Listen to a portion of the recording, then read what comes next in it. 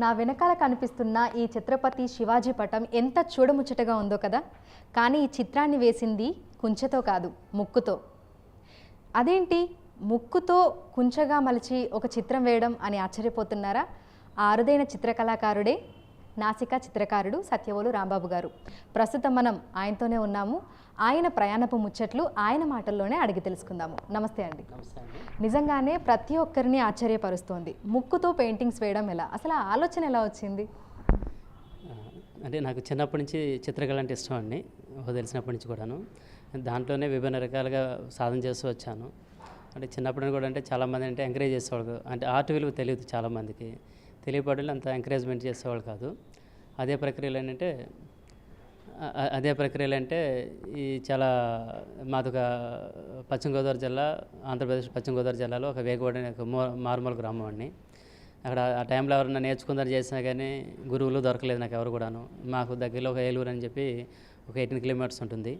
అక్కడికి వెళ్ళినా చేసినా కానీ ఎవరైనా కమర్షియల్ ఆర్టిస్టులు ఉండేవాళ్ళు, వాళ్ళని అడిగినా చేసినా వాళ్ళు కూడా సరిగా ఎంకరేజ్ చేసేవాళ్ళు కాదు.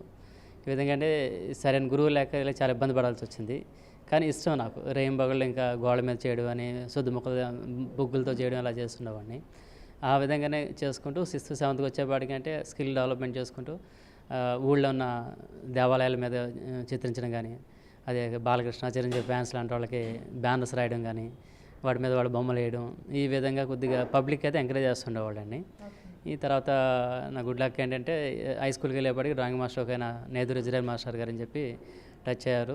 అది అయిన తర్వాత అది చదివితేనే పక్కన డ్రాయింగ్ లోయర్ టీటీసీ చేశాను. నా బ్యాడ్ లక్ అంటే ఇంటర్మీడియట్ అయిన తర్వాత అంటే మా గురువు గారు కూడా ఆయన కూడా ఎక్స్పైర్ అయ్యడం జరిగింది.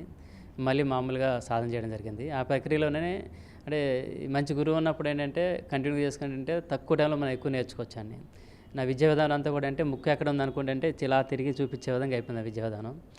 దానివల్ల ఏంటంటే దీంట్లో ఎన్ని రకాలు ఉన్నాయి, ఎలా ఉన్నాయి. ఇక బాపు గారు లాంటి బొమ్మలుగా బుక్కులు కానీ, బుక్కులో వచ్చిన బొమ్మల్లో కానీ, డిఫరెంట్ మీడియాలో వచ్చిన ఇది కానీ చేసుకుని చూసి వాటిని సాధన చేయడం. ఎన్ని మీడియంస్ ఉన్నాయి, డిఫరెంట్ మీడియంస్ ఎలా ఉన్నాయి, ఈ పోస్టర్, వాటర్, యాక్లిక్, ఆయిల్, ఒక్కొక్క మీడియం మీద సాధన చేస్తున్నామని okay I will do it అనేది కాన్ఫిడెంట్ పెరిగిన తర్వాత. అలాగే సాధారణంగా మనకి పెయింటింగ్ అంటే మనం కుంచెతో వేస్తాము, లేదంటే ఇప్పుడు చాలామంది హ్యాండ్తో కూడా వేస్తున్నారు. ఇందులో కూడా మనకి విభిన్న రకాలు అనేవి ఉన్నాయి. అయితే ముక్కుతో పెయింటింగ్ వేయాలి, అట్లా కూడా మనం వేయొచ్చు అనే ఆలోచన ఎలా వచ్చింది అసలు? అదే మేడం, ఈ ప్రక్రియలో ఏం చేస్తానంటే అన్ని వీళ్ళ మీద సాధన చేశాను. తర్వాత కొన్ని నెయిల్ డ్రాయింగ్ అని చెప్పి ఇలాగ ఫింగర్ పెయింటింగ్ అన్నీ చేశాను. అదే ఈ టైప్ ఆఫ్ అందరూ ప్రపంచవ్యాప్తం చూసుకుంటే చాలామంది ఇలా చేసేవాళ్ళు ఉన్నారు. మనం ఏం చేయగలుగుతాం, ఇన్నోవేటివ్గా ఏం చేయగలుగుతాం. అందులో అంటే మనం ప్రూవ్ చేసుకోవాలి, సంథింగ్ యూనిక్గా చేసుకుని ఏం చేయాలి, ఎలా చేయాలి, ఇలాంటి ఆలోచనలు వస్తున్నాయి నాకు. ఆ టైంలో నాకు ఈ ముక్కుతో చేస్తే అలా ఉంటుంది పెయింటింగ్ అనేది ఒక ఆలోచన వచ్చింది. ఎందువల్ల అంటే దీన్ని దగ్గర పెట్టంగానే మన విజువల్ మీరు డ్రాయింగ్ పెయింటింగ్ చేస్తే చూస్తుండొచ్చు, బయటకు బ్లర్ అయిపోద్దండి. బ్లర్ అయిపోతే అంటే మొత్తం విజువల్ కనిపించదు మనకి. అంత సైకలాజికల్గానే విల్ పవర్తోనే స్ట్రాంగ్గా ఉండి మనం చేయాలి, సాధన చేయాలి అనగానే ఓకే డూ ఇట్, ఇది చాలా కష్టతరంగా ఉంది, ఐ విల్ ట్రై ఇట్ అనేది సాధన చేయడం స్టార్ట్ చేశాను. అది నియర్లీ 25 years బ్యాక్ మాట ఇది చేశాను. ఇంకా ఆ విధంగా ఫస్ట్ పెయింటింగ్ గణేష్ని చేశాను. నాకు తృప్తి అనిపించింది. తర్వాత ఇంకా డెవలప్ చేసుకోవాలి, ఫైన్గా వచ్చేది చేయాలని చెప్పి చాలా సాధన చేయడం దాని మీద మొదలెట్టాను చేశాను. సో నార్మల్గా మీరు ముక్కుతో పెయింటింగ్ వేయాలి అని అనుకున్నప్పుడు ముందుగా మీరు గణేష్ పెయింటింగ్ తోటి స్టార్ట్ చేశారు. అయితే మీరు ఆ ఆలోచన అనుకున్నప్పుడు మీరు మీ ఇంట్లో వాళ్ళకి కానీ, లేదంటే స్నేహితులకి, తెలిసిన వాళ్ళకి చెప్పి ఉంటారు. సో అప్పుడు మీరు ఎదుర్కొన్నటువంటి ఆ సందర్భం ఏంటి, ఆ పరిస్థితుల గురించి ఒకసారి చెప్పండి. యాక్చువల్ ఏంటంటే నా థాట్ ప్రాసెసింగ్ ఎలా ఉందంటే ముందుగా చాలామందికి అంటే చెప్పనండి ఏదైనా చేసే ముందు. ఎందుకంటే అది పనులు మాట్లాడాలి కానీ మనల్ని మాట్లాడకూడదు. చాలా పనులు ఏంటంటే మనం చెప్పిన చేసిన కంటే వాళ్ళ స్థాయిని బట్టి, వాళ్ళ నాలెడ్జ్ అంటే మెచ్యూరిటీ లెవెల్ని బట్టి వాళ్ళ సజెషన్లు ఇస్తుంటారు అదర్ పీపుల్స్ అండి. మనం ఏం చేయాలనుకున్నప్పుడే మన మీద మనకు నమ్మకం ఉండాలి ఫస్ట్ అండి. ఆ విధంగా అంటే ముందు సాధన చేయడం మొదలెట్టండి. తర్వాత అప్పుడు ఒక్కొక్కళ్ళు అందరూ కూడా అంటే అప్రిషియేట్ కానీ బిలీవ్ చేయడం ఏదైనా సరే అండి. మనకు పని మొదలెట్టిన తర్వాత సక్సెస్ అయితే ఎవరైనా అప్రిషియేట్ చేస్తారు. అది ఫెయిలియర్ అయితే మాత్రం అందరూ కూడాను ఎంత మిత్రులైనా దగ్గర వాళ్ళు చేసిన కంటే పక్కన పెట్టేస్తుంటారు. అవి చిన్నప్పటి నుంచి బాగా అనుభవంగా చూశాను, నేను చాలా చూశాను. దానివల్ల సాధన చేయడం కొన్ని వచ్చిన తర్వాత అప్పుడు బయటికి ఎక్స్ప్రెస్ చేసినప్పుడు అంటే చాలామంది నమ్మేవాళ్ళు కాదు. ఎలా చేయగలిగారు మీరు, ఎలా చేస్తారు, ఎలా సాధించి చెప్పాను. ఈ విధంగా మీలాంటి మీడియా ద్వారా కానీ ఇచ్చేస్తాం కానీ లైవ్ ఇలా స్పాట్లైట్ చేయడం చేస్తాం అంటే అప్పుడు చాలామంది అంటే నమ్మడం కానీ చేసాం కానీ అప్రిషియేట్ చేయడం కానీ సో ఆ విధంగా స్టార్ట్ అయింది అనేది. సో మీకు బాగా గుర్తింపు తీసుకొచ్చిన పెయింటింగ్ ఏంటి? ఏ సంవత్సరంలో మీరు అంటే మీరున్నారు ముక్కుతోటి పెయింటింగ్లు వేస్తున్నారు అని ప్రజలకు తెలిసింది? నేను స్టార్ట్ చేసిన తర్వాత ఒక 2 ఇయర్స్కి అలాగా చాలా పబ్లిక్ తెలిసిందని, అలాగే మీడియాలో న్యూస్ మీడియా కానీ పేపర్ ప్రింట్ మీడియా కానీ ఎలక్ట్రానిక్స్ మీడియా కానీ కొన్ని తెలుసుకుని వచ్చి చేసి కథనాలు రాయడం చేయడం వచ్చిందండి. అంటే నేను వేసిన వాటిలో అంటే చాలా ఉన్నాయండి. ముఖ్యంగా ఏంటంటే స్వామి వివేకానంద నాకు రోల్ మోడల్ అండి. అలాగే అబ్దుల్ కలాం గారు నాకు రియల్ హీరో అండి. ప్రజెంట్ మన జనరేషన్లో చూసాము. వీళ్ళ పెయింటింగ్ చేసినప్పుడు నాకు చాలా హ్యాపీగా అనిపించిందని. అలాగే మన జవాన్లు అండి, బిపిన్ రావత్ లాంటి వారు చనిపోయినప్పుడు చేసిన చాలా బాధ అనిపించిందండి. అంటే భారతదేశానికి మన దేశానికి అంటే బోర్డర్లో రెయిన్బోలో కాపలా కాస్తూ ఉండేవాళ్ళు జవాన్లు అండి. అందులో అంటే మంచి జెన్యున్ గల వ్యక్తి, ఒక కమాండర్, ఒక లీడర్ స్థాయిలో మంచి లీడర్స్ ఉంటే అంతా కూడా మంచిగా టీం అంతా కూడా మంచిగా యాక్టివ్గా ఉంటుందండి. ఆ ప్రక్రియ ఆ టైంలో ఒకటి బాధ అనిపించి బిపిన్ రావత్ గారు కూడాను స్పాట్లో చేయడం జరిగింది పెయింటింగ్ చేసి. అవి చాలా హ్యాపీ అనిపించింది. అలాగే అబ్దుల్ కలాం గారిదండి, ఆయన రాష్ట్రపతి గారు ఉండగానే ఆయన పుట్టినరోజుకి పెయింటింగ్ చేసి పంపించాను. వారి నుంచి కూడాను వెంటనే రెస్పాండ్ అయ్యి ఒక లెటర్ అప్రిషియేట్ చేసి లెటర్ పంపించారు. తర్వాత నా అదృష్టం, నాకు రియల్ హీరో అండి ఆయన రియల్గాను. అదృష్టం బాగా హైదరాబాద్ వచ్చినప్పుడు కలవడానికి అవకాశం కుదిరింది. రియల్లీ బాగా అప్రిషియేట్ చేస్తాను సార్. ఈ రెండోను స్వామి వివేకానంద పెయింటింగ్ కూడా చేసినప్పుడు బాగా చాలా అద్భుతం అనిపించిందండి. ఓకే. సో సాధారణంగా మీరు ప్రముఖుల చిత్రాలను గీశారు, అదేవిధంగా ఎవరైతే మనకు భారత స్వాతంత్రం కోసం పోరాడారో వాళ్ళ చిత్రాలను గీశారు, అదేవిధంగా సినీ ప్రముఖులవి కూడా గీయడం జరిగింది. సో వారి దగ్గర నుంచి ఆ ప్రశంసలు అందుకున్నప్పుడు ఏ విధంగా అనిపించింది? చాలా హ్యాపీగా అనిపిస్తుంది అండి. ఇంకా కష్టపడాలి, చేయాలనే తృప్తి అయితే ఉంటుంది. అదే ప్రక్రియలో ఏంటంటే మన చిరంజీవి గారు ఫిల్మ్ హీరో చిరంజీవి గారు సెంట్రల్ మినిస్టర్గా ఉన్నప్పుడు వారు ఇంటర్నేషనల్ టూరిజం టీం ఒకటి వచ్చిందని, ఒక 150 వరకు డెలిగేట్స్ వాళ్ళు. ఆ టైంలో శిల్పారాంలో జరిగింది ఇది. ఆ టైంలో నేను అనుకోని ఇన్వైట్ చేసి స్పాట్లో ఆ ఇంటర్నేషనల్ చైర్మన్ గారిది వాళ్ళది స్పాట్లో లైవ్ నోస్తో పెయింటింగ్ చేయడం జరిగింది.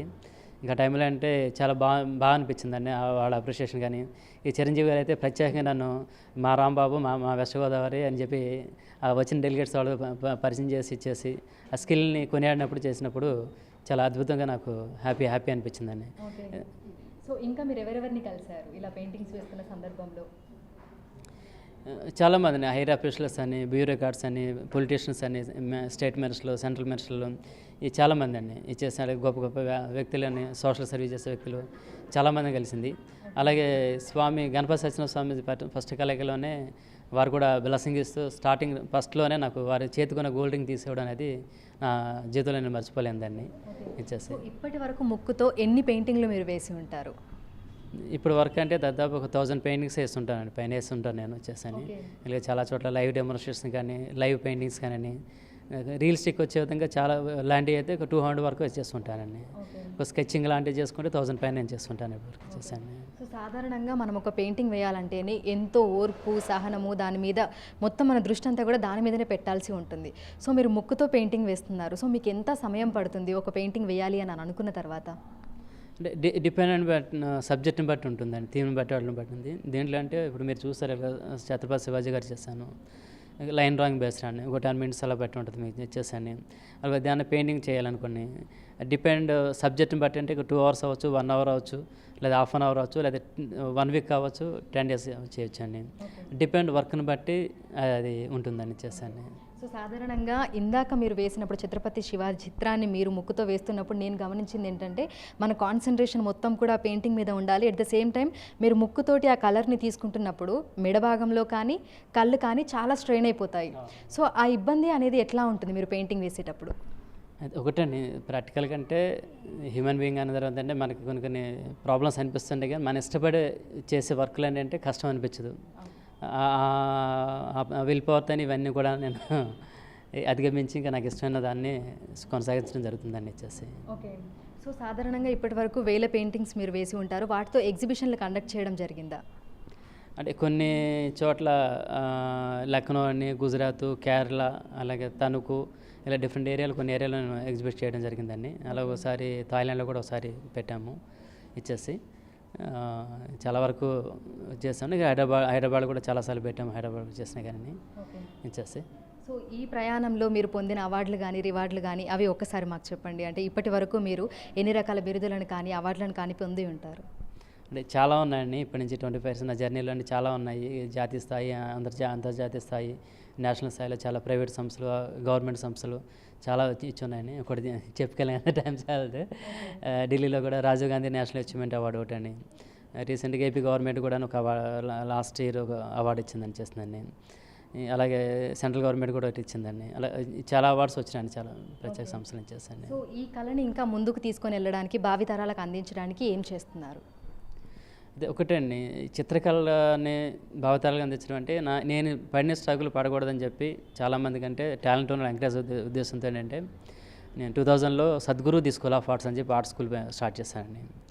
ఆ స్టార్ట్ చేసిన కానీ ఇప్పటివరకు కొన్ని వేల మందిని శిక్షణలో కొన్ని లక్షల మంది వెళ్ళి ఉంటారు ఈ 25 ఇయర్స్లోని. కొన్ని వేల మంది అయితే లైఫ్లో సెటిల్ అయ్యారండి. లైక్ ఈ చిత్రకళ ద్వారా అంటే అండి మాలాంటి గైడ్లైన్స్ లేదు. ఇప్పుడు టెక్నాలజీ పెరిగింది, మేము నాలెడ్జ్ని గెయిన్ చేసుకుంటున్నాము. ఇప్పుడు వచ్చే పిల్లలకి ఏంటంటే చాలా అడ్వైజ్ చేస్తున్నామండి. పేరెంట్స్ కూడా నేను వినవించుకున్నది ఒకటేనండి, ఈ రోజులు చిత్రకళ అనేది చాలా దేవుడిచ్చిన వరం లాంటిదండి, అందరికీ అవ్వదు. అది వచ్చిన వాళ్ళకి ఏంటంటే కెరీర్ వైజ్ కూడాను లైక్ మనకి ఇంటర్మీడియట్ తర్వాత బ్యాచిలర్ ఆఫ్ ఫైన్ ఆర్ట్స్ కానీ దాంట్లో డిఫరెంట్ స్పెషలైజేషన్ ఉన్నాయండి. Like painting, applied art, sketching, sculpture and animation ఇలా ఉన్నాయండి. అలాగే ఆర్కిటెక్చర్ రిలేటెడ్ కూడా డ్రాయింగ్, ఆర్ట్ అండ్ పెయింటింగ్ ఉన్న వాళ్ళకి ఎక్స్టర్నరీ కెరీర్ బాగుందండి చేస్తాను. అలాగే అన్నీ నేషనల్ ఇన్స్టిట్యూట్ ఆఫ్ డిజైనింగ్ అని, ఫ్యాషన్ డిజైనింగ్ అని, ఇంటీరియర్ డిజైనింగ్, ఇవి అన్నిటికి కూడా కెరీర్ వైజ్ కోర్స్ అన్నిటి కూడా అంటే ఆర్ట్ చాలా ముఖ్యం అండి. చాలామంది కంటే జనరల్గా నార్మల్ స్టడీస్కి ఎక్కువ మంది ఉంటారు కాబట్టి మనకి వచ్చేసరి క్రియేటివ్ సెక్టార్లో ఎక్కువ సెటిల్మెంట్ ఉంటుందనేది భయం అండి మన వాళ్ళకి. ఆ ప్రక్రియలో ఏంటంటే ఇలాంటి కోర్సులు ఎక్కువ పిల్లల టాలెంట్ ఉన్నా కానీ ఎంకరేజ్ చేయట్లేదు.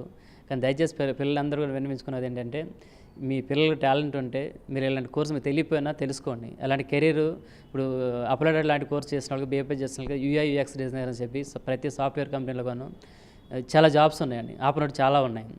అలాగే NID చేసిన వాళ్ళకంటే ఇంటర్నేషనల్ లెవెల్లో వాళ్ళు మంచి మంచి ఎంటర్ప్రైనర్ కావచ్చు, లేదా పెద్ద ఇంటర్నేషనల్ కంపెనీస్ అని కూడా వాళ్ళ జాబ్స్ కూడా ఆపర్చునిటీస్ క్రియేట్ చేస్తున్నాయండి. అలాగే ఫ్యాషన్ డిజైన్ మీ అందరికీ చాలామందికి అవేర్నెస్ ఉంది, ఫ్యాషన్ డిజైన్ ఎలా ఉంటుందని చెప్పి. అలాగే చాలా సెక్టార్ని ప్రొఫెసర్స్కి వెళ్ళొచ్చు, ఆర్ట్ టీచర్స్కి వెళ్ళొచ్చు, ఆర్ట్ లెక్చర్స్కి వెళ్ళొచ్చు. అలాగే కెరీర్ వైజ్ అయితే మాత్రం చాలా ఎక్స్ట్రానరీగా ఉందండి. ఏ టాలెంట్ ఉన్నా కానీ మీ పిల్లల్ని విజనరీతో మీరు ఎంకరేజ్ చేయండి. వాళ్ళని తెలియకపోతే మా అలాంటి వాళ్ళని తెలిసి అడిగినా చేస్తే కానీ మేము 100% మేము గైడ్ చేయగలుగుతామని గవర్నమెంట్. దీంట్లో డిగ్రీస్ ఉన్నాయి, మాస్టర్ డిగ్రీస్ ఉన్నాయి, PhDs ఉన్నాయి. ఇంటర్నేషనల్ స్టాండర్డ్లో మీకు రిప్యుటేషను అండ్ రికగ్నేషను అండ్ ఫైనాన్షియల్ కూడా మీరు సెటిల్ అవ్వడానికి మంచి అవకాశాలు ఉన్నాయి ఇప్పుడు రోజుల్లో చేస్తున్నాను. అదే ప్రక్రియలో మా పిల్లలు ప్రతి దాని ఇప్పుడు నేను చెప్పినట్లు కానీ ఫ్యాషన్ డిజైన్లో ఉన్నారు, ఆర్కిటెక్చర్లో ఉన్నారు, ఫైన్ ఆర్ట్స్లో ఉన్నారు, NIDలో ఉన్నారు. లాస్ట్ ఇయర్ మా స్టూడెంట్ సాయితేజ్ అని చెప్పి ఆల్ ఇండియా లెవెల్లో 10th ర్యాంక్ వచ్చింది. ఒక 2-3 లక్షల మెంబర్స్ రాస్తే ఎంట్రన్స్ రాస్తే 10th ర్యాంక్ వచ్చింది NIDలో. అలాగే ఆర్కిటెక్చర్ కాలేజీలో కూడా రచన కాలేజ్ అని చెప్పి ముంబైలో ఓపెన్ కేటగిరీలో హై సీట్లు ఉంటాయి. ప్రతి సంవత్సరం కూడా మా పిల్లలు ఒకలానే ఉంటుంటారు దాంట్లో, ఎట్ ఎ టైమ్ ఇది ఉంటారు. నేను ఆ విధంగా ఏంటంటే కరెక్ట్గా ఆర్ట్ ఉండాలంటే వాళ్ళని ఎలా యూటిలైజ్ చేసుకోవాలని తెలుసుకోగలిగితే మంచి భవిష్యత్తు ఉందని. దరిదాపు ఒక 5,000 మంది వరకు నా స్టూడెంట్స్ ఈ 25 ఇయర్స్లో మినిమం 5,000 నుంచి 15-20 lakhs వరకు వాళ్ళు పర్ మంత్ లెర్న్ చేసే స్థాయికి ఎదిగారు చాలామంది అండి. అది రియల్లీ నాకు ఈ స్కూల్ పెట్టి నేను ట్రైన్ చేయడం వల్ల చాలా చాలా హ్యాపీగా అనిపిస్తుంది మాకు వచ్చేసాను నేను. సో ఈ కళాకారులకి సంబంధించి, మీ ప్రయాణానికి సంబంధించి, అదేవిధంగా ఎవరైతే అరుదైన కళాకారులు ఉన్నారో వారికి సంబంధించి ప్రభుత్వానికి ఏమైనా మీరు చెప్పాలి అని అనుకుంటున్నారో? ఇది చాలా ఇంపార్టెంట్ అండి. ఎందుకంటే చాలామంది కళాకారులు నాకు తెలిసిన వరకంటే చాలా లో మిడిల్ క్లాసు, పూర్ పీపుల్ నుంచి చాలామంది ఉన్నారని చేసేసాను నేను. ఈ పెయింటింగ్ లాంటి మీడియం ఏంటంటే మెటీరియల్ కానీ, కాన్వాస్ కానీ అన్నీ కూడా కాస్ట్లీతో కూడినవి చేసినాయి, మెటీరియల్ అంతా చేసినాయి. కానీ నెక్స్ట్ ప్రోడక్ట్ కష్టపడి దాన్ని మార్కెటింగ్ చేయాలంటే సరైన మార్కెటింగ్ సోర్స్ తెలియట్లేదు, ఎంకరేజ్ చేయట్లేదు. ఒక టైం చాలా వాల్యుబుల్. కామన్ మ్యాన్గా ఏంటంటే ఏ రోజుగా ఆ రోజు పని చేసుకుంటే అని గడవని రోజుల్లో వాళ్ళకి చాలా time valuable, material cost valuable అని. ఒక ఎగ్జిబిషన్ చేయాలంటే చాలా ఖర్చుతో కూడిందని. దానికి సరైన స్పాన్సర్స్ దొరకట్లా. స్పాన్సర్స్ కూడా అంటే వాళ్ళు బెనిఫిట్ పెట్టి వాళ్ళు వస్తుంటుంటారు. కానీ మెయిన్ గవర్నమెంట్ సపోర్ట్ చేయాలి వీళ్ళందరూ కూడా. ఐడి కార్డ్స్ ఇచ్చేయడం, ఐడి కార్డ్స్ కాకుండా అంటే వాళ్ళకి ఎగ్జిబిషన్ సోర్స్ కల్పించడం కానీ, మార్కెటింగ్ సోర్స్ కల్పించడం కానీ, ప్రత్యేకంగా వాళ్ళకి శిక్షణ తరగతులు నిర్వహించడం కానీ టాలెంట్ ఉన్న వాళ్ళని. ఆ విధంగా చేసినప్పుడు అంటే కొన్ని లక్షల మంది ప్రొడ్యూస్ అవ్వడానికి వాళ్ళ కాళ్ళ మీద వాళ్ళు నిలబడగా స్కోప్ ఉంటుందని. అలాగే కొన్ని కళాకారులకి ఏంటంటే ఏ రోజు ఎలా ఉంటుందో చెప్పలేమండి. వాళ్ళకి ఉన్న రోజు ఉంటుంది, లేకపోతే చాలా ఇబ్బంది పడాల్సి వస్తుంది. ఈ ప్రక్రియలో చాలామంది కూడా భయపడేది కూడా అంటే కెరీర్గా మోల్డ్ చేసుకోవాలన్నా, ఇలాంటి ప్రొఫెషనల్ రావాలన్నా కానీ చాలా చాలా భయపడుతున్నారని, బతకడమే చాలా కష్టంగా ఉంది. అలాంటి సందర్భంలో గవర్నమెంట్ కళాకారులను కొద్దిగా గుర్తించి వాళ్ళకి కావాల్సిన సదుపాయాలు అంటే లైక్ మార్కెట్ ఒక మంచి పెయింటింగ్ చేస్తున్నారు, వాళ్ళకి మార్కెటింగ్ స్కోర్స్ కల్పించడం, లేదా ఒక మంచి ఎగ్జిబిట్ క్రియేట్ చేయడం, లేదంటే మంచిగా టాలెంట్ ఉంది వాళ్ళకి ఫర్దర్ స్టడీస్ ఇది లేవు వాళ్ళని ఎంకరేజ్ చదివించడం, ఇలాంటి గవర్నమెంట్ ముందుకు వచ్చి చేయగలిగినప్పుడు అంటే ఏ దేశంలో చూసినా కానీ మనం చూసుకుంటే మన యొక్క కల్చర్ ఇప్పుడు అది త్రూ ఆర్ట్ ఫామ్స్తోనే కల్చర్ ద్వారానే మన ఒక ఐడెంటిఫికేషన్ దేశ యొక్క గౌరవాలు కానీ మర్యాదలు కానీ ఏంటంటే కల్చరల్ రెవల్యూషన్తో మనకి క్రియేట్ అవుతుందని. ఆ కల్చర్లో ఉన్న కళాకారులందరూ కూడా మీరు గుర్తించి వాళ్ళని సరైన ప్రోత్సాహాలు ఇచ్చినప్పుడు చాలా అద్భుతంగా కళాకారులు ముందుకు రావడం జరుగుతుంది. ప్రపంచవ్యాప్తంగా మన కళాకారులకు గొప్పదనం కూడా తెలిసే విధంగా చాలామంది వాళ్ళకి ఎనర్జీ లెవెల్ పెట్టి ఆ అభివృద్ధి చెందడానికి కూడా చాలా అవకాశం ఉంటుందండి. థ్యాంక్ యూ అండి, thank you so much. So చూసారు కదా, ముక్కునే కుంచగా మలుచుకొని మైమర్పించేటువంటి చిత్రాలను గీస్తూ అనేక మంది ప్రశంసలను అందుకున్నారు సత్యవోలు రాంబాబు గారు. మున్ముందు ఇంకా అనేక మందికి కళను పరిచయం చేస్తూ వారందరినీ కూడా ఎంతో ప్రతిభ కలిగినటువంటి కళాకారులుగా తీర్చిదిద్దాలని కూడా కోరుతుంది. నా పేరు సత్యవోలు పూజిత అండ్ మిస్సెస్ రాంబాబు. ఈయన నోస్ పెయింటింగ్ చేస్తారు అనే తెలిసిన తర్వాత ఫస్ట్ కొంచెం టెన్షన్ పడ్డాను. బికాజ్ సమ్ కలర్స్ ఉంటాయి కదా, సో నోస్కి వెళ్తాయి, ఎట్లా వెళ్తాయి, సో దాని గురించి ఫస్ట్ కొంచెం టెన్షన్ పడ్డాను. యాక్చువల్ బిఫోర్ మ్యారేజ్ నాకు తెలీదు ఏం చేస్తారు అనేది తెలీదు. సో ఆఫ్టర్ మ్యారేజ్ తెలుసు ఏం చేస్తారు ఏంటి అనేది.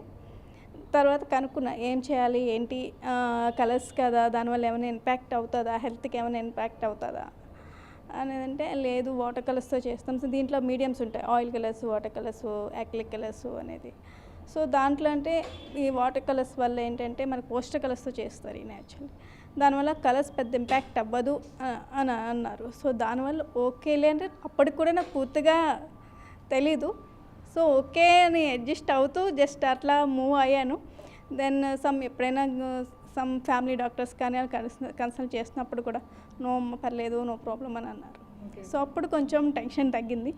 దెన్ నేను కూడా ఇదే ఫీల్డ్లోకి వచ్చాను actual after marriage. Before no నాకు తెలియదు అసలు దీని గురించి. యాక్చువల్ మన సైడ్ ఏంటంటే అటు సైడ్ ఏంటంటే ఇంత అందరూ ఇంజనీరింగ్ డాక్టర్స్ అందరూ ఒకటే సైడ్, ఎంపీసీ బైపీసీ సిఈసీ ఈ మూడు గ్రూప్లే. సో అవి మాత్రమే చదువుకున్నామా వెళ్ళామన్నట్టు ఉంటుంది. బట్ ఇక్కడ ఆఫ్టర్ మ్యారేజ్ ఇక్కడికి వచ్చిన తర్వాత యాక్చువల్లీ నేను ఎంబీఏ చేద్దాము అట్లా అనుకున్నాను. సార్ కూడా చేపిస్తా అన్నారు. దెన్ ఇది కూడా ఒకసారి ట్రై చేద్దామని ట్రై చేసినప్పుడు ఐ ఫీల్ హ్యాపీ. సో ఇద్దరు దీంట్లోనే చేసుకుంటే బెటర్ కదా అని నేర్చుకుని తనే నేర్పించారు. దాంట్లోనే ఇద్దరం ముందుకు వెళ్తున్నాము. సో ఇప్పుడు మన ఇన్స్టిట్యూట్ పెట్టి కూడా 25 years అవుతుంది. So I feel so proud, happy. పిల్లల్ని చూస్తాం ఎల్కేజీ నుంచి 5 years నుంచి 6 years పిల్లలు వచ్చిన వాళ్ళు ఇప్పుడు ఇంటర్మీడియట్ అయిపోయింది మ్యామ్, డిగ్రీ అయిపోయింది, అది ఇంజనీరింగ్ కంప్లీట్ అయ్యింది, ఆర్కిటెక్చర్ చదువుతున్నారని చెప్పి ఒక్కొక్కరు జాబ్లో సెటిల్ అయిన వాళ్ళు వస్తుంది. ఫీల్ చాలా హ్యాపీగా ఉంటుంది. But at the same time struggle కూడా అట్లానే ఉంటుందండి. పేషెన్స్గా వెళ్తున్నాము, దీంట్లో ఒక ప్యాషన్తో వెళ్తున్నాము, వాళ్ళు నడిపిస్తున్నాము. But we feel happy. Good morning everyone, my name is Akshara Balaji. I've been learning drawing and painting in Sadhguruji School of Art since a long time. When I was a kid, from that time only I have been learning painting here. This painting took me 1.5 months to do and still going on. As a part of summer camp I am doing this painting.